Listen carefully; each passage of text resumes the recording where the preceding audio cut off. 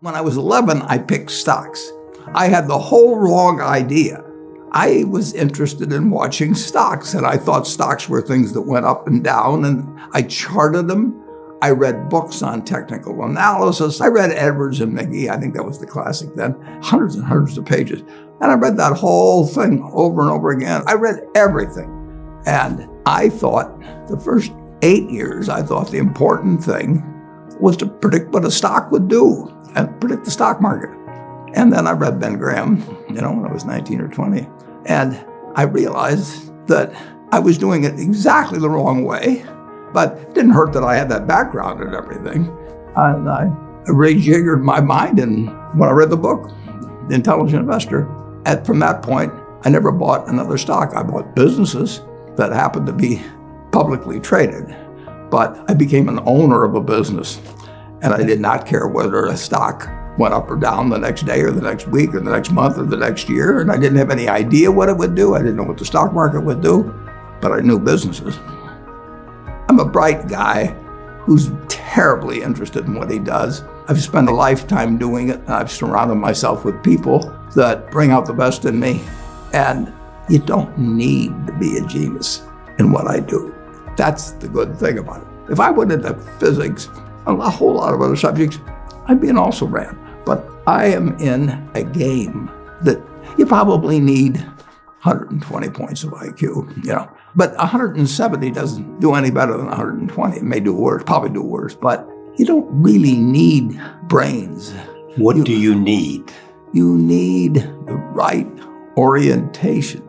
90% of the people, I'm pulling a figure out of the air, but 90% of the people that buy stocks don't think of them the right way. They think about something that they hope goes up next week.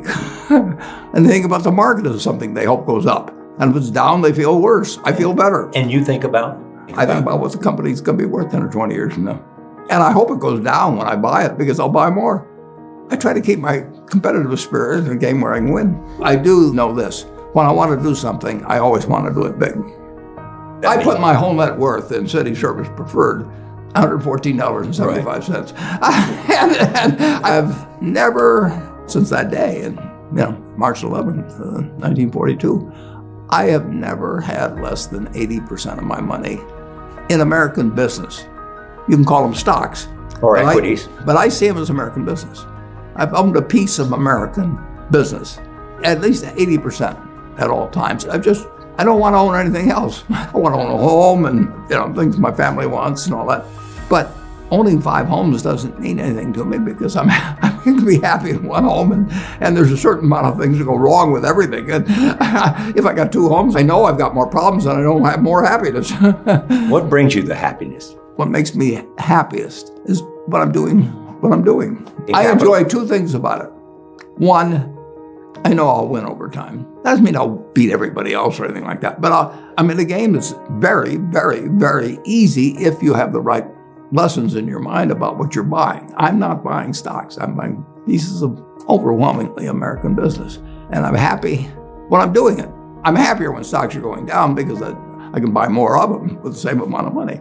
I'd be happy if I was a farmer. I'd want farmland to go down so I could buy more acreage. It just makes sense. I'll tell you the second thing I really like.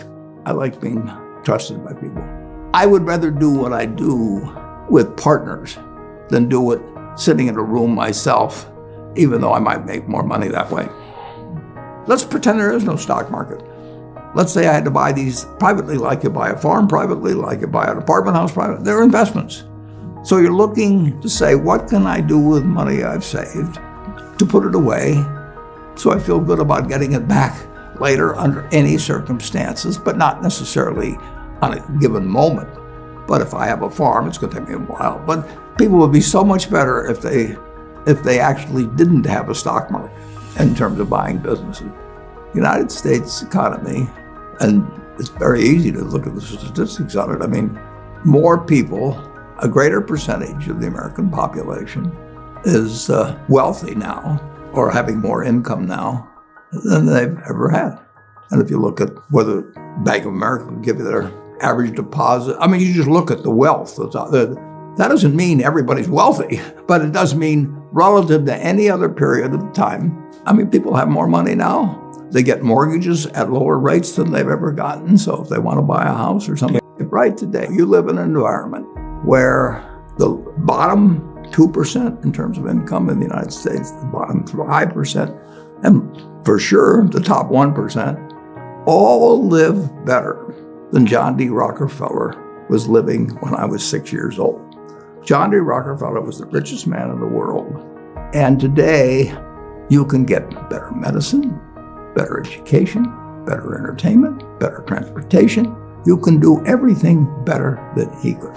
It's astounding. That's in my lifetime. If you wanted to watch a football game, he still had to go there. And I can sit there with this big screen, and they keep showing me the replay, so that explaining to me what happened and everything. And maybe everybody doesn't have a screen as big as mine, but damn near everybody has a screen or an iPhone or a computer or access to one. And they have access. When I was born, the dentist didn't use Novocaine.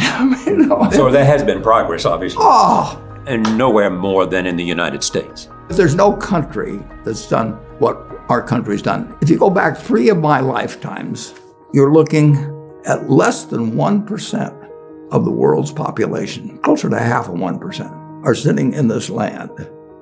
They don't work harder than people in all the rest of the world. I mean, in terms of hours of unpleasant labor, everybody's got hours of unpleasant labor in those days practically. They don't come laden with gold and, they are half of 1%. And they work the same hours, they got the same IQs. They may be a little self-selected in terms of enterprise, in terms of going across oceans and things. And fast forward a couple of lifetimes, and they've got 20% plus of all the bounty in the world.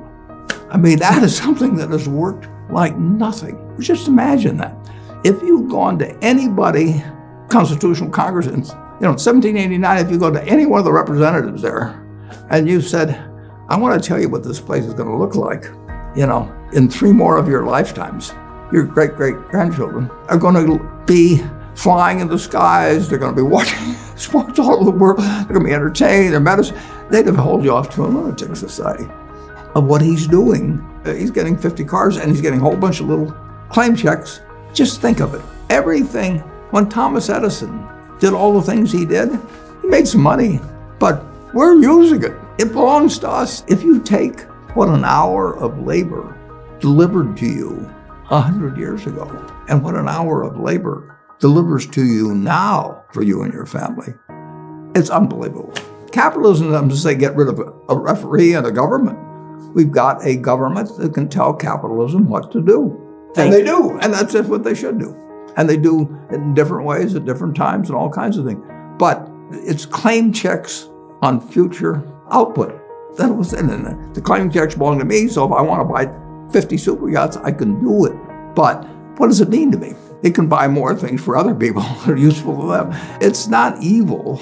The federal government is the boss in the end. And they shouldn't screw up capitalism, and capitalism shouldn't screw up the federal government. It's very simple. It's evolving, always. We started in 1789. We had business, and it's gotten far, far, far, unbelievably more productive for people. And the only thing it can do with what it produces is give it to other people. It isn't like the 50 richest guys in the country can say, I'm just going to eat everything. They're turning out products. iPhone that I have, which I'm probably the least capable guy in the world of working with it, but it makes life better. But that comes with government. So far, we've got the best system. We've got a better system than we used to have, and we'll have a better system 50 years from now. Why are you so sure? Well, I've seen 91 years of it. I've never seen a period where I didn't believe that. Not every aspect. We can go backwards in some, and no, it's not. But it's unbelievable what has happened. I mean, just think of it. We've had a civil war, we've had a Great Depression, we've had all these things. Pandemics. Yeah, I'll guarantee you we'll have something, next year and the year after and the year after. But in a herky-jerky but dramatic manner, business moves forward, government moves forward, more important, people move forward. I mean, I am happy to tell people that the same thing I've told them before, but it's they'll never get the message, most of them, but a few do, that the most, best thing to do if you want to invest for the long term His index. and it's the S&P 500 index. Right. And what's happened, of course, is that organizations like to grow. So they set up indexes on different industries, different countries. And as soon as you do that, you're violating basically what Jack Bogle said. He says you don't know enough to pick the right businesses, which means you don't know enough to pick the right countries, you know enough